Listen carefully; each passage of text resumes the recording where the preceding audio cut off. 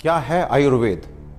आपके किचन में रखे हुए कुछ गरम मसाले, या धोती कुर्ता और तिलक लगाकर पेड़ के नीचे दवाइयाँ बांटता हुआ कोई झोला छाप डॉक्टर, या आयुर्वेद के नाम पे सड़क के किनारे तंबू लगाकर दवाइयाँ बांटता हुआ एक पाखंडी, या बिना रिसर्च के लिखी गई कोई देहाती किताब?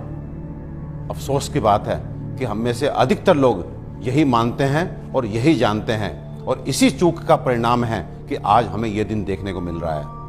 और साथ ही मैं आपको सचेत कर देना चाहता हूं कि अगर अब भी हम ना सुधरे, हम आयुर्वेद को नहीं जाने, नहीं पहचाने, तो मुझे नहीं मालूम कि आयुर्वेद का क्या होगा, लेकिन मानव जाति का पतन तो मैं निश्चित रूप से देख रहा हूं। और जो लोग मेरी इस बात से इत्तेफाक नहीं रखते, वो अपनी क्वालिटी ऑफ हेल्थ और क्वांटम ऑफ लाइफ को कंसिडर करें। साधनों के अभाव में हमारे बड़ों में से अधिकतर लोग 100 वर्ष की आयु तक पहुंचते थे। ये वो आयु है जिसकी आज हम साधन संपन्न होने के बावजूद भी कल्पना तक नहीं करते। और मैं एक बार आपसे पूछना चाहता हूं कि ये जो मॉडर्न साइंस है, ये किस तरह का इलाज कर रही है? कि आपको यदि शुगर हो गया तो आप दवाई खाइए, कब तक? जिंदगी भर।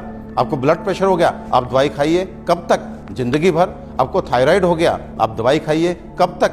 जिंदगी भर। आपकी किडनी खराब हो गई, बदल दीजिए। आपका लिवर खराब हो गया, बदल दीजिए। आपको गांठ हो गई, काट डालिए। ये किस तरह की चिकित्सा है? और ये चिकित्सा नहीं, ये केवल सिम्टम्स को दबाना है, क्योंकि ये बाहर से आपको नॉर्मल रीडिंग देते हैं, शुगर ठीक है, ब्लड प्रेशर ठीक है, लेकिन अंदर बीमारी अपना काम कर रही है। 15 साल बाद आपकी किडनी खराब, किससे? शुगर से, ब्लड प्रेशर से। आज का नर्वस सिस्टम खराब, आपकी आंखें खराब, आपको ये कॉम्प्लिकेशन, आपको ये कॉम्प्लिकेशन। तो ये इलाज है या एलोपैथ का काला पर्दा?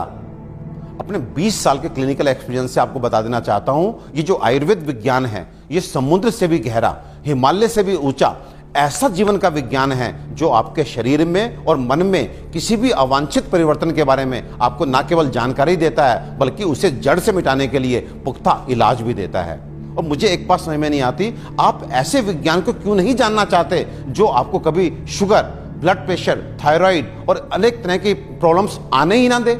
और यदि दुर्भाग्य से आ गई, आपके जेनेटिक कॉम्पोजिशन इस तरह का है कि आपको ये बीमारियां लग जाती हैं, तो इनसे कैसे आप बचे रहें और कैसे आप ठीक हो सकते हैं, इसके बारे में भी पुख्ता जानकारी दे।